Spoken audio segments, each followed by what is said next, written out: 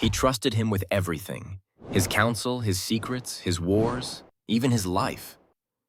But one night, inside the walls of Topkapi Palace, that trust shattered. The Sultan, seated beneath golden domes and guarded by silence, was unaware that his most loyal servant had become his most dangerous enemy. This is the story of a betrayal that shook the empire, when a Grand Vizier, the most powerful man after the Sultan himself, turned against his master, and the night that loyalty died in the heart of the Ottoman court. It was the year 1631, and the empire was at a tipping point. Sultan Murad IV, barely past his 20s, ruled over a crumbling domain.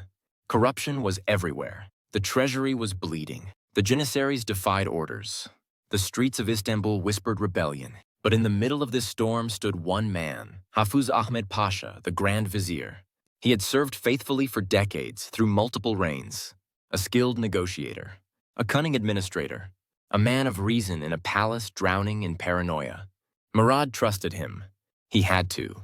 The empire was falling apart, and Hafuz was the only one holding it together, or so he thought. Behind closed doors, the vizier had grown resentful. Murad was unpredictable, brutal. He executed advisors without trial. He drank in secret. He spied on his own guards. And Hafez? He had grown tired. Tired of cleaning up the Sultan's chaos. Tired of being blamed for what he couldn't control. Tired of being watched and mistrusted. Then came the final straw. Murad, furious at another military failure, publicly humiliated Hafez before the court, accusing him of weakness, corruption, and treason. He threw his turban to the ground, a gesture of ultimate disrespect. And before the council, he walked out, leaving the vizier alone and disgraced. Hafez knew then he would not survive Murad's rage a second time. So he made a choice. He would strike first. In the stillness of a winter night, the plan began. The Grand Vizier summoned allies, disloyal janissaries, rival court officials, men who had lost favor under Murad's iron rule. They would enter the palace under the cover of routine guard rotations. They would seize control of the divan hall, cut off access to the Sultan's private chambers, and force a deposition. There would be no speeches, no mercy, just a swift removal, and if necessary, blood. But what Hafez didn't know was that Murad had been listening all along. The Sultan had spies in every corner of the palace, from the kitchens to the stables to the sacred quarters of the harem. He read letters meant for others. He paid servants to betray their own masters. And when the whispers of betrayal reached his ears, Murad didn't hesitate. He didn't argue. He didn't summon the vizier for answers. He waited in the dark. And when the moment came, he struck with the fury of a man who had seen his own father dethroned. As Hafez entered the divan hall, expecting control, he was met with steel. Murad's loyal guards swarmed the room. The vizier's allies were surrounded. Some fought. Most froze. And Hafez? He didn't beg. He didn't speak. He simply knelt. He knew what came next. A bowstring was pulled tight. No public trial. No final words. Just silence. And by morning, the body of the Grand Vizier lay at the gates, a warning carved in flesh. Betray the Sultan, and the palace would remember. But the story doesn't end there. Because Murad, after the betrayal, changed. He became harder, colder, more ruthless than ever before. He banned alcohol, tobacco, even coffee, under penalty of death. He roamed the streets in disguise, testing loyalty with traps and stings. He executed officials for whispers, for rumors, for mistakes. His fear of betrayal had become his obsession. And the empire? It bled under his iron fist. What began with a betrayal would end in terror. The death of Grand Vizier Hafez Ahmed Pasha sent a clear message across the empire. No one was untouchable.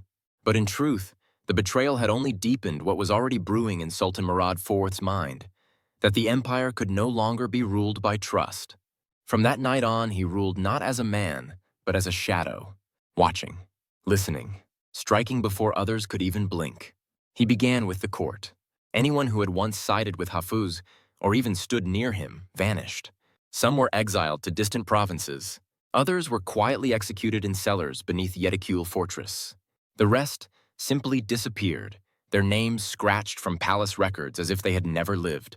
Next came the city. Murad believed Istanbul itself had become diseased, a nest of vice and rebellion. So he took matters into his own hands. Dressed as a commoner, the Sultan began walking the streets at night in disguise, testing his people. He entered coffee houses where men gathered to gossip and conspire. He joined drunken revelers in the alleys.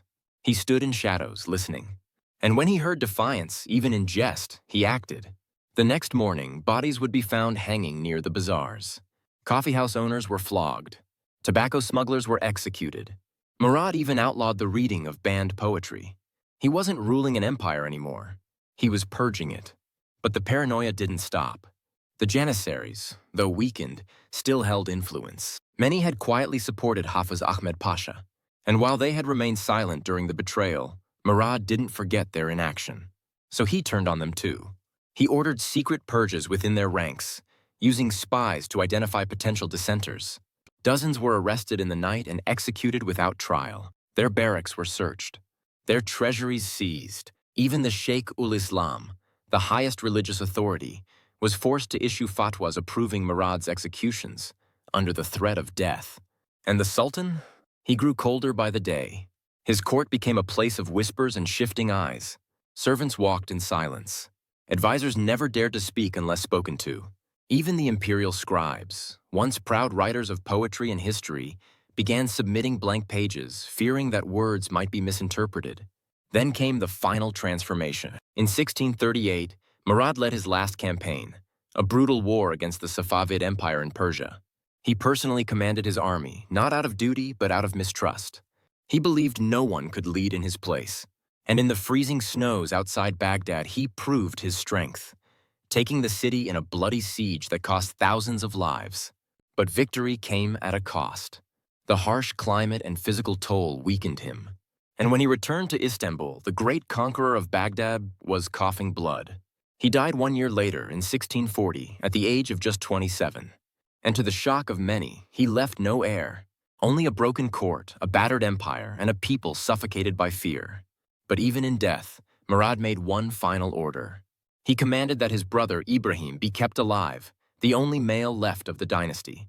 Until then, Murad had kept him locked in the cafes, a small, dark apartment inside the palace where potential heirs were imprisoned to avoid future coups. Ibrahim was released. He emerged into the light after years of silence and isolation. But the man they found was not a ruler. He was broken, paranoid, emotionally unstable, and the empire would now be ruled by a ghost of a man. So what do we make of it all? The night the Sultan was betrayed by his vizier wasn't just about personal vengeance. It was a turning point, a moment where the Ottoman throne shifted from command to fear, from governance to control. Murad IV's paranoia became his legacy. His pain became policy, and his terror reshaped the palace into a place where loyalty was impossible and betrayal was always just one whisper away. Because in the Ottoman Empire, the greatest danger to a sultan wasn't the sword of an enemy. It was the ambition of the man standing beside him.